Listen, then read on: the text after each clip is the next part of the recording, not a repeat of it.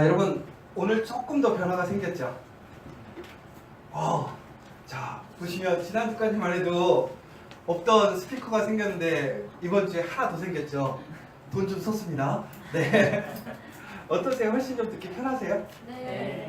저도 너무 기대가 되고 감사하고 특별히 또 우리 조만간 우리 또 찬양 예배를 할 텐데 우리 청년들 귀한 목소리로서 찬양하실 텐데 여러분 더 기대하시고 예배에 소망을 두시면 좋을 것 같아요. 근데 오늘 여러분 참 귀한 게 왔어요. 자, 여러분 이게 뭔지 아세요? 이게 바로 우리 부활절 때 나눠드렸던 그게 뿅아리가 됐던 것이 이제 알을 낳습니다.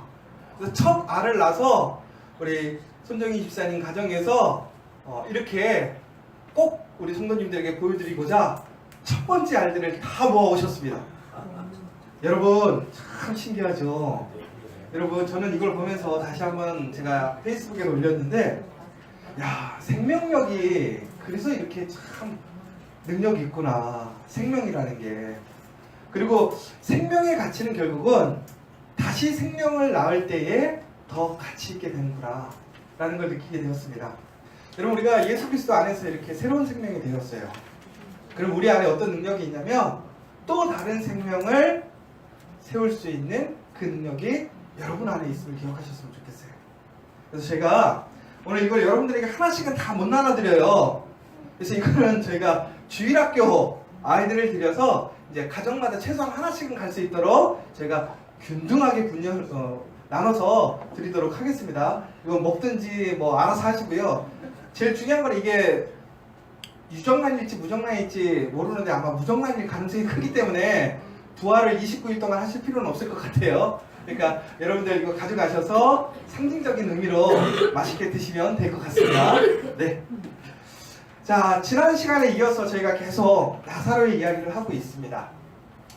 저도 오늘 이제 나사로 이야기를 마지막으로 이제 끝으로 하려고 하는데요. 여러분 우리나라 사람들이 가장 좋아하는 게 특히 투자처로 갔을 때 어느 투자처를 가장 선호하냐면 집을 선호합니다. 투자처로. 그렇죠? 왜 그러냐면 우리나라는 이제 이 집이라는 게 평생 자기가 살아야 되는 집 이런 관념들도 있었고 또 우리나라에는 부동산 불패라는 그러한 어떤 이유들 때문에 부동산을 살면 3년만 묵어두면 최소한 본전은 뽑는다.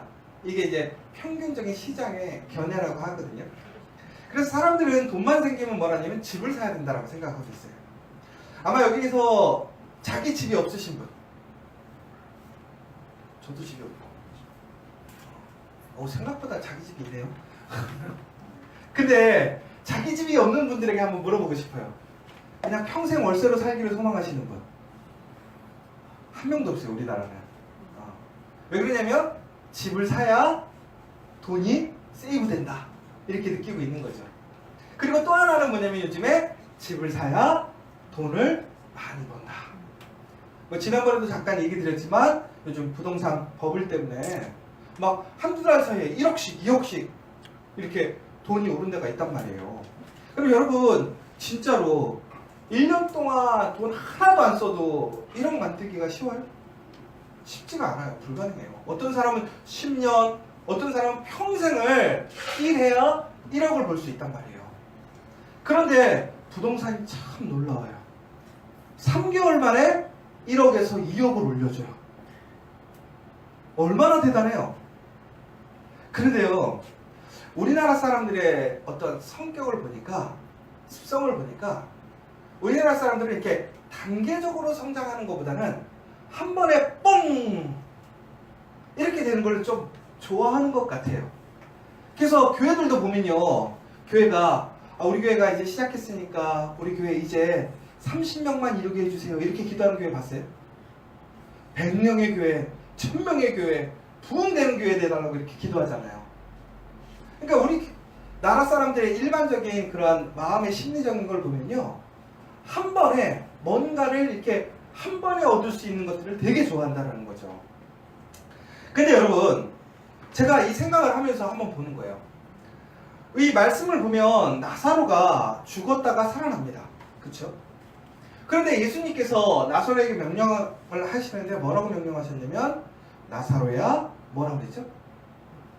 나와라. 그쵸? 성경에 보시면 나사로야 살아나라 얘기하지 않고 나사로야 나와라 라고 얘기를 했단 말이에요. 그럼 여러분 여기서 조금 예수님이 순서를 뛰어넘으신 거죠. 어떻게 해야 되죠? 나사로야 살아나라 그리고 나와라. 이게 맞지 않아요? 우리가 일반적인 순서로 보면 살아야 나오죠. 살지도 않았는데 죽었는데 나오라고 하는 것은 말이 안 된단 말이에요. 근데 나사로는 참 성질이 급했어요. 나오라니까 살지도 않고 그냥 나왔어요. 그쵸? 그러면 나왔다고 하는 것은 산 거예요, 죽은 거예요? 살았으니까 나왔죠. 근데 예수님께서 나사로를 살리실 때 명령하시기를 뭐라고 그러냐면 나사로야 살아나라라고 하지 않고 나사로야 나오라 라고 얘기를 했단 말이에요. 그럼 결국은 예수님은 뭐냐면 살아나는 것은 기본이었고 그 살아남을 통해서 온전히 살아나는 것, 가야 할 곳을 명령하시기 위해 나오라라고 얘기를 했단 말이에요. 그러면 여기다 대고 우리가 아마 이렇게 불평하는 사람이 있어요? 예수님, 이게 말이 돼요?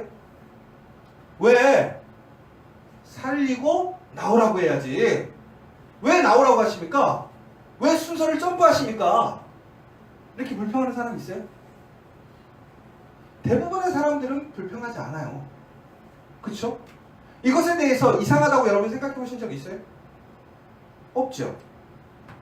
그런데 신기한 게요. 우리는요. 하나님께서 우리에게 말씀하시고 약속하실 때에 우리가 받아야 될 거에 대해서는 어떻게 하죠? 30배, 60배, 100배 혹은 내가 거쳐야 될 단계들을 뛰어넘고 얻기를 원하지 않아요? 우리가 어렸을 때 가장 많이 기도하는 게 뭐였어요? 시험 때. 하나님 시험 잘 보게 해주세요. 시험 공부 하나도 안 해놓고. 그쵸? 우리 자녀가 좋은 데 가게 해주세요. 우리 자녀가 훌륭한 사람 되게 해주세요. 근데 그 베이스가 뭐예요? 정말 우리 자녀가 훌륭한 사람이 될 수 있도록 평생 양육한 거 한 번도 없어. 우리 딸이 좋은 신랑 만나게 해주세요. 우리 아들이 좋은 며느리 만나게 해주세요. 저는 며칠 전에 우리 강남 선생님이 그런 설교 했었잖아요. 사모님 모시고 이제 인사하러 갔는데 어머님이 눈물을 흘리시면서 사모님께 너무 감사하다고 내 아들을 이렇게 선택해줘서 왜 그렇죠? 그러니까 어머님이 양심 있으신 분이야. 정직하신 분이죠. 왜? 본인이 생각했을 때 그만큼 못했다고 생각했는데 하나님의 은혜인 거지. 그쵸? 근데 여러분 잘 생각해 보세요. 우리는요 은혜 받는 거는 순서를 원하지 않아. 오히려 점프되는 건 좋아해. 그런데 우리는요 우리가 책임져야 되고 우리가 감당해야 되는 일들에 대해서는 어떻게 돼요? 순서대로 가기를 원해요. 그렇지 않아요? 여러분 우리가 무엇인가 교회에서 책임을 져야 되는 일들이 있어요. 집사님, 권사님, 장로님. 그러면 우리가 실질적으로 정말 그 직분에 대한 이해가 있으면 갑자기 어느 날 나에게 집사하라 하면 여러분 거기에 대해서 아멘하고 순종하시는 분이 많아요? 아니면 뭐라고 그래요? 아유 내 때는 아직 멀었어요. 조금 더 있어야죠. 왜? 집사를 하면 그만큼 책임져야 되니까. 권사를 하면 더 책임져야 되니까. 장로를 하면 더 책임져야 되니까. 그러니까 저는 안타까운 거예요. 사람들은 하나님께 받을 복에 대해서는 되게 기대하고 더 큰 것을 소망하면서 하나님께서 우리에게 명령하시고 우리가 가야 될 길에 대한 책임들을 주시면 그것에 대해서는 오히려 감사보다는 불평하고 피해가기를 원한다는 거죠. 근데 결론은 여러분 우리가 하나님께 30배, 60배, 100배의 복을 받을 수 있어요. 분명히 하나님께서는 우리에게 그러한 복을 주신다고 약속하셨고 그러한 복을 받는 사람들을 보여주셨어요. 그래서 우리 또한 그렇게 기도해요. 그런데 그 사람들이 어떻게 복을 받았는가 한번 생각해 봐야 된다는 거예요. 그들의 삶을 돌아봐야 된다는 거죠. 그들이 어떻게 30배, 60배, 100배의 복을 받았습니까? 결국은 그들이 그 복을 받기 위해 믿음으로 30배, 60배, 100배 더 헌신하였고 하나님의 말씀에 참여하였고 더 나아가서는 순교하였기 때문에 그들이 하나님의 그 복을 받을 수 있었다는 거예요. 그런데 우리는 어떻습니까? 그러지 못해요. 결국은 여러분, 저는 우리 커피와 교회에 여기 계신 여러분들이 하나님의 100배의 복을 받길 소망합니다. 그 100배의 복을 여러분들이 꿈꾸고 간구하기를 원합니다. 그러기 위해서는 어떻게 될까요? 그 100배의 믿음으로 나아갈 수 있는 우리의 믿음의 고백이 있어야 된다는 거죠. 그러려면 첫 번째 어떻게 될 거냐? 단계를 뛰어넘는 믿음이 있어야 돼요. 여러분, 이스라엘이 출애굽을 할 때 생각해 보세요. 6월절을 경험하게 됩니다. 문지방에 양의 피를 바름으로 인해서 그들의 아들들은 죽지 않고 애굽의 첫 장자들만 다 죽게 됨으로 인해서 결국엔 애굽에서 그들이 출애굽하는 역사를 경험하게 됩니다. 근데 여러분, 그 말을 믿을 수 있냐 이거예요. 하나님이 문지방에 양피 바르면 너희 아들은 죽지 않는데요. 여러분, 그것을 위해서 여러분 정말 소중한 그 양을, 여러분의 재산, 그 양을 죽여서 피를 바르시겠어요? 굳이 그날 고기 먹지 않아도 되는데 양 피 바르고 고기 소비하는 그런 일들 하시겠냐 이거예요. 여러분, 다윗과 골리앗을 한번 생각해 보세요. 제가 어제 교육자 회의할 때 잠깐 얘기를 했었는데, 여러분, 다윗이 골리앗을 만났을 때 그 상황이 어땠었냐면, 여러분이 아시는 것처럼 이스라엘 사람들이 골리앗, 블레셋과의 싸움에서 그 대장으로 나왔던 골리앗을 보고 모두가 다 간담이 녹아버렸다고 나와 있어요. 그래서 그 골리앗이 나와서 이스라엘을 욕하고 하나님을 비방하는데도 불구하고 나가 싸우지 못하는 거죠. 왜? 몇몇 사람이 나갔다가 상대가 되지 않게 완전히 죽음을 당해버리니까 감당을 못하는 거죠. 그런데 바로 그때 다윗이 나아가죠. 그러면서 결국은 뭐라고 그랬죠, 다윗이? 저분은 하나님을 무시하고 하나님의 영광을 가리는데 지금까지 나를 지키시고 도우셨던 그 하나님의 능력으로 내가 저를 쓰러뜨릴 수 있다. 그리고 나가잖아요. 근데 여러분 한번 생각해보자 이거예요. 그런데 사울이 그때 다윗을 내보낼 때에 분명히 싸움이 안 된다고 생각했어요. 그렇죠? 그래서 자기의 갑옷도 건네줬는데 다윗의 몸에 맞지 않아서 결국은 다윗은 갑옷도 잊지 않고 자기가 쓰고 있던 돌팔매질 할 수 있는 돌만 갖고 나가게 되는 사건이죠. 왜 사울은 다윗을 내보냈을까요? 죽을 줄 알고 뻔히 알 텐데 싸움이 안 되는데도 불구하고. 저는 그때 갑자기 그 영화 생각이 났어요. 어떤 영화냐면 황산벌 전투. 혹시 황산벌 전투 보셨어요? 그 내용이 뭔지 아세요? 신라와 백제가 마지막으로 싸우는 전쟁이에요. 그래서 결국에는 이때 백제가 싸움에 져서 결국 백제가 멸망하죠. 신라가 삼국을 통일하는 그러한 어떤 핵심적인 그 사건이 되었어요. 그런데 그때 그 황산벌 전투가 처음에는 신라가 지고 있었어요. 백제가 워낙 그 계백 장군이 워낙 강력하게 그 능력을 발휘해서 김유신이 감당을 못하고 있었죠. 그런데 그때 신라가 위기를 극복하는 방법으로 썼던 게 뭐냐면 바로 화랑들을 제물로 삼죠. 어린 화랑들, 더 나아가서는 바로 그 군대 장관들의 아들들인 화랑들을 선발대로 내보내는 거예요. 왜? 젊은 애들이 나가서 계속 죽고 하면 어떻게 되죠? 신라 군인들이 열받아서 싸울 수 있다. 이렇게 생각했던 거죠. 그래가지고 결국에는 관장이라는 화랑이 나아가서 처음에 나가자마자 바로 목에 칼을 찔려서 죽죠. 두 번째는 이제 그 장군의 아주 유명한 장군의 아들이 다시 나아갔는데 너무 어린 거예요. 계백이 풀어주거든요. 그랬더니 그 아버지가 매우 이렇게 기뻐하지 않으니까 그 아들이 다시 나가가지고 결국에는 목이 잘려서 돌아옵니다. 그러자 이제 그때서야 김유신이 뭐라고 그러냐면 우리 화랑들이 이렇게 어린 화랑들이 이렇게 나라를 위해 목숨을 거는데 가만히 있겠느냐. 우리가 저 아이들을 본받아서 나가서 싸워야 된다. 그리고 결국에는 어떻게 되냐면 신라 사람들이 그 용기를 얻어서 그 싸움을 이기게 되는, 그것이 바로 황산벌 전투였어요. 근데 저는 갑자기 그 생각이 딱 드는 거예요. 사울은 다윗이 이길 수 있으리라고 전 생각 안 했어요. 다윗이 분명히 뭐라고 그랬냐면 내가 하나님의 능력으로 곰도 잡고 사자도 잡았어. 그렇기 때문에 내가 뭐예요? 내가 골리앗도 잡을 수 있어요 라고 이야기했지만 사울은 어떻게 했을까요? 그 말을 믿지 않았어요. 뭘 믿었을까요? 아마저도 사울이 김유신과 같은 생각이 아니었을까.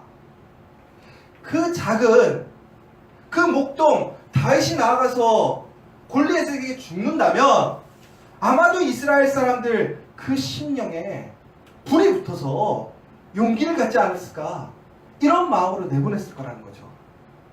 그런데 다윗이 나아갔을 때 화랑들과 같은 마음으로 나갔을까요? 내가 죽어서 정말 이스라엘 사람들의 그 마음에 불을 붙이고 내가 동기가 되어서 내가 죽으리라, 그런 마음으로 나갔을까요? 아니면 다윗은 정말로 이길 수 있다는 믿음으로 나갔을까요? 다윗은요, 이길 수 있다는 믿음으로 나아갔다는 거예요. 결과는 어떻게 됐죠? 다윗이 골리앗을 이겼어요. 사람들이 기대했던 어떤 다른 영향, 방법들이 아니라 오직 하나님을 의지했던 그 말씀대로 나아가서 전혀 상대가 될 수 없었던 그 사람을 어떻게 해요? 물리쳤다는 거예요. 그리고 나서 어떤 사건들이 벌어지느냐, 역대상 20장에 보시면요, 이제 다윗이 나중에 왕이 되어서 이제 그 주변의 나라들과 싸움을 하는데, 그때는 다윗보다 다윗의 용사들, 다윗의 부하들이 아주 활약하는 상들이 20장에 나옵니다. 근데 20장에 보시면 그 후반부에 보시면, 전반부에 보시면 어떤 얘기가 나오냐면 바로 골리앗의 동생 얘기가 나와요. 여러분, 골리앗의 동생이 있었는지 아셨어요? 몰랐죠? 역대상 20장 8절에 보시면 이제 1절에서 8절 내용을 보시면 골리앗의 동생이 나와요. 뭐라고 되어 있냐면 가드 사람 골리앗의 아우 라흠이라고 나옵니다. 골리앗의 동생 이름이 뭐라고요? 라흠이. 이 라흠이가 나오는데 이 라흠이가 누구에게 죽을까요? 또 다윗이 나가서 죽였을까요? 놀라운 건 그렇지가 않다라는 거예요. 누구냐면 5절에 보면 다시 블레셋 사람들과 전쟁할 때에 야일의 아들 엘하난이 가드 사람 골리앗의 아우 라우미를 죽였는데 이 사람의 창자로는 배틀째 같았더라. 누가 죽였냐면 야일의 아들 엘하난. 다시 얘기하자면 다윗의 부하예요. 군인이야. 그런데 이 사람이 누구를 죽였다고요? 골리앗의 동생 라흐미를 죽였는데 이 골리앗의 동생 또한 거인족이었다는 거예요. 다시 얘기하자면 뭐냐면 이 골리앗과 라흐미는 거의 동등한 체구를 갖고 있는 동등한 사람이었고 공동한 능력을 갖고 있는 사람이었는데 다윗이 처음에 전투에 나갔을 때는 아무도 나서지 못했다는 거예요. 왜? 상대가 안 되니까. 능력이 없으니까. 근데 다윗이 이기고 난 뒤에 그 동생을 만났는데 이제는 모든 사람들이 어떻게 되는 거예요? 골리앗을 만나도, 골리앗 동생을 만나도 그들의 물러섬이 없더라는 거예요. 오히려 다윗과 같이 그들을 어떻게 했다는 거예요? 물리쳤다라는 거예요. 죽였다라는 거예요. 여러분, 이스라엘이 갑자기 전투력이 상승됐을까요? 아니죠. 어떻게 이런 일이 일어났죠? 믿음의 그 능력이라는 거예요. 이스라엘 사람이 아니라 하나님이 함께 하시는 그 능력을 의지하고 나아갔을 때에 어떠한 산도, 어떠한 거인도 이스라엘 사람들을 붙을 수가 없었다는 거죠. 여러분, 분명히 우리가 상대가 되지 않는 사람을 이기려면 어떻게 해야 돼요? 그에 걸맞는 훈련도 필요할 것이고 체격도 커져야 될 것이고, 그러나 우리가 그것을 갖출 수 없음에도 불구하고 그러한 능력을 행할 수 있었던 것은 뭐예요? 이것은 내 싸움이 아니라 누구 싸움이라는 거예요. 하나님의 싸움이시고 내가 하나님의 싸움에 나아갈 때는 누가 싸우신다라는 거예요. 하나님이 싸우신다라는 그 믿음이 있었다라는 거예요. 그렇기 때문에 상대가 될 수 없었던 그 사람을 물리칠 수 있었다라는 거예요. 믿음이 없이는 결코 그 싸움에 나아갈 수가 없어요. 믿음이 없이는 결코 그 사람을 물리칠 수 없었다라는 거죠. 그런데 하나님께서 함께 하신다는 그 믿음, 하나님의 능력이 어떠한 조건과 상황을 넘어간다는 그 믿음이 있었기 때문에 그 믿음으로 그 전쟁에 참여했고 그 싸움에 나아갔기 때문에 그는 승리할 수 있었다는 거예요. 사랑하는 여러분, 여러분들이 하나님께 검증받기를 원하시는 게 뭐예요? 하나님께 응답받기를 원하시는 게 뭐예요? 우리가 기도할 때 뭐죠? 하나님이 응답하시면 하겠대요. 여러분, 하나님이 뭘 응답하셔야 돼요? 꿈속에 나타나서 가라, 해라, 이번에 집사 받아라, 헌금해라, 이래야 하는 거예요? 아니죠. 이미 하나님께서는 우리와 함께 하시는 거예요. 하나님은 우리에게 하나님의 능력을 주셨다는 거예요. 그럼 우리가 그 믿음 안에서 무엇을 해야 할 것인가는 우리의 선택이라는 거예요. 그 선택에 따라서 여러분이 30배, 60배, 100배의 능력을 경험하게 된다는 것이지, 우리의 지금의 어떠한 인간적인 능력, 그게 아니라는 거예요. 여러분, 정말 더 큰 은혜를 경험하고 싶고, 더 큰 능력을 경험하고 싶고, 기도의 응답을 받고 싶고, 하나님의 증거를 보고 싶다면 여러분, 믿음으로 더 나아가세요. 믿음으로 행동하시고 믿음으로 결단하는 거예요. 믿음으로 붙들라는 거예요. 바로 그것이 하나님의 역사를 일으키는 거예요. 여러분, 기생 라합이 잘 보세요.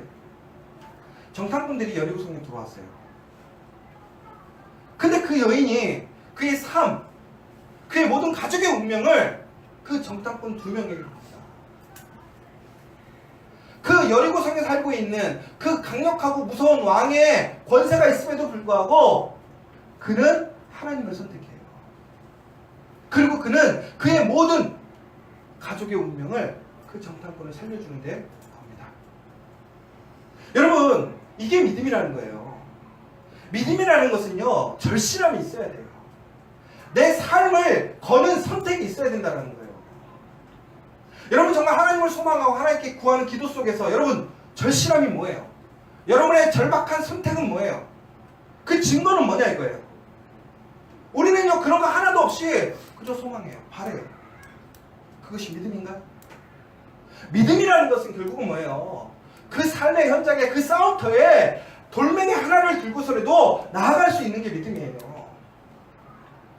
내 현실의 문제 속에, 내가 뚫어야 될 그 문제 속에 뒤에 물러서 있는 것이 아니라 하나님의 말씀을 가지고, 그 약속을 가지고 나아가는 게 믿음이라는 거예요.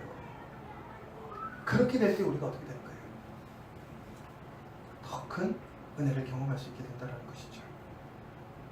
그리고 여러분, 믿음이라는 것은 결국은 우리가 손해를 보더라도, 우리 앞에 어둠이 있을지라도 진정으로 하나님의 약속을 믿고 그 약속을 지키고자 하는 사람이라는 거예요. 바로 그것이 100배의 복을 누리는 비결이라는 거예요. 여러분, 내가 받는 것에 집중하지 마시고요, 내가 해야 할 것이 무엇인가에 먼저 집중하시는 여러분 되십시오. 여러분, 직장에서 가장 열받는 게 이거 아니에요? 나를 대우 안 해준다는 거? 여러분, 1년마다 직장 옮기려고 걱정하는, 고민하는 이유가 뭐예요? 내가 생각한 만큼 월급을 안 주니까 그렇죠. 내가 생각하는 월급만큼 안 주면 이거를 떠나야 될까 말아야 될까 고민하는 거 아니에요? 그렇죠. 그럼 여러분, 우리가 그곳에서 더 큰 하나님의 은혜와 능력을 경험하려면 먼저 해야 될 게 뭘까요? 하나님, 나에게 더 좋은 연봉을 주세요. 이 기도가 아니라는 거예요. 뭐부터 해야 된다는 거예요? 하나님, 이곳에서 내가 해야 할 일이 뭘까요? 내 책임이 뭘까요? 그 일을 감당할 수 있는 사람이 돼야 돼요. 그러면 그 연봉은 누가 책임지시는 거예요? 하나님이 책임지신다는 믿음이 있어야 된다는 거예요. 혹 내가 여기서 손해를 볼지라도 하나님이 나에게 가장 좋은 것으로, 더 좋은 것으로 예비하시고 인도하신다는 그 믿음이 있어야 돼요. 그럼 내가 오늘 신경 써야 될 건 뭐예요? 이 자리에서 내가 해야 될 책임이 뭐냐라는 거죠. 그러기 위해 여러분, 하나님의 말씀대로 더 사랑하고요, 더 섬기시고요, 더 순종하시고요, 더 화목해 하시는 여러분이 되십시오. 우리가 해야 할 일이 뭐냐 이거예요. 믿음으로 해야 할 일이 뭐냐 이거예요. 제가 저번에도 얘기했지만 많은 부교육자들이요 교회를 떠나요. 왜 떠나는 줄 아세요? 자기가 손해본다고 생각하는 거예요. 교회를요 부흥시키잖아요. 막 청년회를 100명, 200명 갑자기 만들잖아요. 그러면요 그 사람은 결코 교회에 오래 있지 못해요. 왜 그러느냐? 자기가 손해본다고 생각해요. 저도 처음에 개척을 시작할 때 그 동기가 뭐였는 줄 아세요? 아, 내가 손해보는 것 같아. 개척하는 게 더 나을 것 같아. 모든 사람들이 그래요. 근데 여러분, 제가 교회를 새로 시작하거나 개척을 준비하는 분들한테 이런 얘기 하죠. 근데 내가 겪어보니까 그게 아니더라는 거죠. 그게 손해가 아니라는 거예요. 왜? 그 교회에 이미 갖춰져 있는 세팅 안에서 그 사람이 한 것은 49%예요. 아무리 많이 잡아도 49%예요. 51%는 이미 세팅되어 있는 능력 안에서 그 사람이 혜택을 받은 거지, 그 사람이 51% 이상의 능력을 하는 게 아니라는 거죠. 여러분, 우리는 근데요 뭐든지 내가 조금 더 열심히 하고 무엇인가 더 집중해서 하고 뭔가 열매가 나잖아요. 그럼 우리는 어떻게 하냐면 거기 손해난다고 생각해요. 그래서 결국은 어떻게 해요? 좀 더 인센티브를 줘야 될 것이고 혹은 좀 더 대우를 받아야 된다고 생각하는 게 맞아요. 근데 주인의 입장에서 당연히 그렇게 해야 되겠죠. 왜? 정직하게. 그러나 내가 더 받아야 될 것이냐 받지 말아야 될 것이냐 이거를 떠나서 내가 정말로 말씀 안에서 먼저 내가 해야 할 일, 내가 더 사랑하고 섬길 수 있는 일들을 할 수 있는가, 이게 참 중요하다는 거예요. 제가 어제 정말 좀 충격적인 얘기를 들었어요. 제가 이제 우리 한서중앙병원에 교회가 있잖아요. 거기서 우리 환우들이 매년 지금 이제 추수감사절이 다가오는데 아마 이제 다음 달 11월 달에 우리가 한 번 더 세례식을 할 거예요. 저는 이제 한서중앙병원 교회에서 참 감사한 게 뭐냐면 그곳에서 매년 3명, 4명이 세례를 받아. 한 번도 끊임없이. 저희가 한서중앙병원에서 이렇게 사역한 걸 보니까 5년, 6년 정도 되는 것 같아요. 그러니까요, 얼마나 놀라운 일이에요.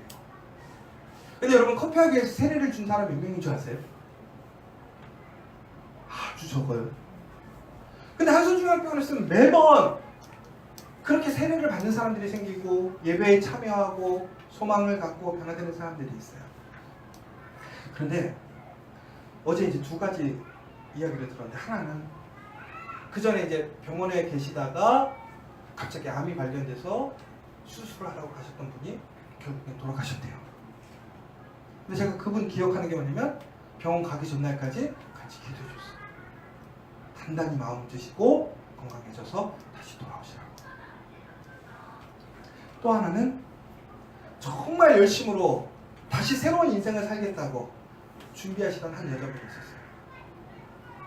알코올 중독에 빠졌지만 다시 새로운 소망으로 열심히 살겠다고 우리 JC에서 하고 있는 바리스타 교육도 열심히 정말 받으셨어요. 작년까지.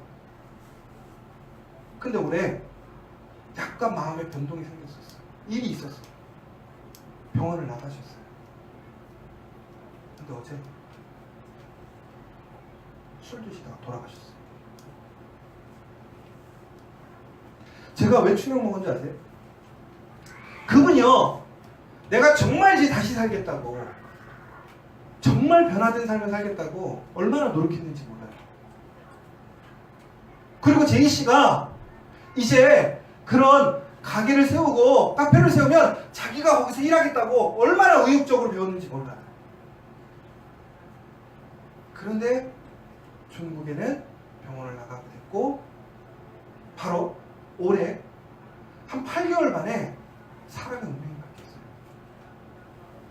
그 결국에는 돌아가셨어요. 여러분, 그러면서 제가 다시 한번 생각했던 게 뭔지 아세요? 우리 커피하게가 사회적 기업을 운영하는 목적이 있지 않아요. 우리가 뭐 카페를 계속 세워서 이것이 우리 교회의 비전이 아니에요. 지저스 커피가 우리 교회의 핵심이 아니에요. 우리는 교회예요. 믿음의 공동체고 예배하는 공동체고 하나님의 말씀을 함께 나누고 더 나아가서는 가부와 고아와 아프고 힘든 사람들이 이곳에서 예수 그리스도를 만나서 그의 삶이 변화되어지고 다시 소망을 갖고 새로운 삶, 기쁨의 삶, 희망의 삶을 살 수 있도록 돕고 세우는 것이 우리 커피와 교회의 사명이에요. 그런데 왜 사회적 기업 혹은 그런 한서중앙병원 교회, 왜 그런 곳에 교회를 세우고 왜 그러한 일들을 하려고 하는지 아세요? 바로 그 사람이기 때문에 그래요. 그 귀한 생명이 이곳에 와서 하나님을 경험하고 하나님을 만나게 되어서 다시 희망 있는 삶, 소망 있는 삶으로 바뀌었는데 그 사람을 잃어버린 거예요. 많은 사람들이 얘기해요. 불가능하다, 어렵다, 힘들다. 저도 인정해요. 정말 힘들어요. 쉽지가 않아. 제대로 가고 있는 것인지 잘 모르겠어요. 근데 어제 다시 한번 느꼈어요. JC 사회적협동조합 한서중앙병원 교회를 통해서 그 사람들을 지켜야 된다. 근데 여러분, 우리 교회가 감당할 그릇이 쉬워요? 어쩔 때는 우리가 이것이 우리 교회의 사역이 맞는가 고민하기도 해요. 근데 여러분, 저는 분명히 이야기할 수 있는 게 뭐냐면 우리가 할 수 없어요. 그런데 정말 하나님이 함께 하시면 할 수 있어요. 더 나아가서는 우리가 생각하지 못하고 우리가 소망하고 있지만 움직이지 못하는 그 일마저도 하나님이 하실 수 있음을 믿으셔야 된다는 거예요. 저는 목사이지만 일을 할 때는요, 매우 현실적으로 보려고 노력을 해요. 왜? 목사님들이 믿으십시오. 믿으면 됩니다. 기도하십시오. 기도하면 됩니다. 이게 정말 싫었어요. 그래서 더 현실적으로 더 철저하게 검증해서 가능한지 안 가능한지 수치로 검증을 하고 나가는 일들을 많이 했었어요. 근데 여러분, 우리가 믿음 가운데서 하나님을 시험하고 하나님을 검증해 가는 것이 잘못된 것은 아니에요. 그러나 그거보다 앞서야 될 것이 뭐냐라는 거예요. 정말 나는 믿음으로 그 일을 바라보고 있는가? 믿음으로 우리는 그 일을 해나갈 수 있는가라는 거예요. 어찌 보면요, 우리는요 매우 이상적일 수 있어요. 그런데 여러분, 이상주의자가 되어서는 안 돼요. 우리는 비전을 가지고 그 말씀을 가지고 불가능하겠지만 하나님의 말씀이라면 그것을 이뤄낼 수 있음을 믿고 나아가야 된다는 거예요. 그러기 위해서는 어떻게 될까요? 더 믿음으로 행동하고 믿음으로 길을 찾아야 되는 거예요. 우리에게 길이 없는 게 아니에요. 우리에게 길이 있어요. 왜? 하나님이 함께 하시니까. 저는 항상 힘들고 어려울 때, 절벽에 부딪힌 느낌이 들었을 때, 정말 포기하고 싶을 때 제가 항상 고백하는 게 뭔지 아세요? 하나님에겐 답이 있다는 그 확신이 있어요. 하나님은 분명히 나를 그 길로 인도하실 건데 왜 내가 못 보는 거지? 그 길로 가면 되는 건데 그 길이 뭐지? 우리가 찾아야 될 것은 가능의 여부가 아니라 하나님이 예비하시고 하나님께서 인도하시는 그 길이 무엇인가를 분별할 수 있어야 돼요. 그러기 위해서는 뭐가 필요한 거예요? 믿음이 필요한 거예요. 내가 지금 먼저 해야 할 일이 무엇인지를 여러분 먼저 찾아야 되는 거예요. 하나님께서는 우리에게 그 단계를 뛰어넘는 은혜를 주시기도 합니다. 그러나 하나님께서는 어쩔 때는 우리에게 단계를 뛰어넘는 믿음의 순종, 믿음의 헌신, 믿음의 결단을 요구하시기도 합니다. 여러분, 정말 하나님의 더 큰 은혜를 경험하고 싶다면, 그 믿음의 증거를 원하신다면 그 믿음의 고백대로 살아가는 여러분들이 되셔야 돼요. 우리 커피와 교회가 돼야 돼요. 저는 그래서 다시 소망하는 거예요. 꿈꾸는 거예요. 우리 커피와 교회의 소망, 그 가치는 결코 부족하잖아요. 정말 하나님께서 이 땅에 세우신 그 교회 중에 절대적인 가치를 갖고 있는 우리 커피와 교회, 그 존귀한 가치를 갖고 있는 우리 커피와 교회의 사명을 우리는 감당할 수 있다는 거죠. 그 길을 향해 함께 나가셨으면 좋겠어요. 그래서 종교회는 여러분들이 여러분의 삶 속에서 하나님께서 여러분들을 통해서 준비하신 그 놀라운 은혜를, 그 능력을 체험하셔야 돼요. 여러분, 오늘 여러분의 이렇게 요청하시는 거예요. 여러분들이 나사로와 같이 그 하나님의 명령에 순종해서 나아갈 수 있는 믿음이 되길 원해요. 살아나라라는 그 명령이 없어도 이미 우리에게 명령하신 그 믿음으로 나아갈 때 우리는 이미 살아있는 거예요. 그 약속을 갖고 나아가셨으면 좋겠어요. 그래서 결국에는 우리가 진정 하나님의 올바름 속에서 그 진리 안에서 그 믿음의 증거를 세우고 나타내고 고백할 수 있는 믿음의 공동체, 여러분 되셨으면 좋겠어요. 마지막으로 여러분들이 바로 그러한 사람의 증거가 돼야 돼요. 아까 제가 처음에 얘기했잖아요. 이제 이 11장 넘어가면 12장에 보면요, 예수님이 이제 말씀을 전하시는데 사람들이 와서 예수님만 보지 않고 누구를 찾냐면 나사로를 봅니다. 이스라엘 사람들이 용기를 얻었을 이유는 뭐예요? 골리앗의 동생을 대적해서 나아갈 수 있었던 이유는 뭐예요? 그들의 옆에 누가 있었기 때문에? 다윗이 있었기 때문에. 여러분이 그 믿음의 증거가 돼야 돼요. 여러분들이 가정 안에서 부모로서의 역할이 뭔지 아세요? 자녀들에게 그 믿음의 증거가 돼야 되는 거예요. 표대가 돼야 된다는 거예요. 여러분 직장 가운데서 여러분의 역할이 뭘까요? 그 믿음의 사람, 믿음의 능력, 믿음의 행위를 일으키는 그 증거가 돼야 되는 거예요. 우리 커피교회가 많은 교회들 중에 역할이 뭘까요?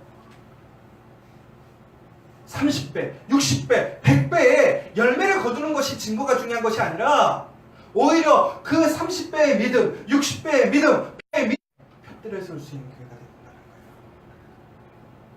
거예요. 그러면 그 열매는 당연히 온다는 거죠. 마지막으로 마가복음 4장에 보면 이렇게 나와 있어요. 제가 읽어볼게요. 또 이와 같이 돌밭에 뿌렸다는 것은 이들을 가리킴이니 곧 말씀을 들을 때 즉시 기쁨으로 받으나 그 속에 뿌리가 없어 잠깐 견디다가 말씀으로 인하여 환난이나 박해가 일어나는 때에는 곧 넘어지는 자요. 또 어떤 이는 가시떨기에 뿌려지는 자니 이들은 말씀을 듣기는 하되 세상의 염려와 재물의 유혹과 기타 욕심이 들어와 말씀을 막아 결실하지 못하게 되는 자요. 좋은 땅에 뿌려졌다는 것은 곧 말씀을 듣고 받아 30배나 60배나 100배의 결실을 하는 자니라.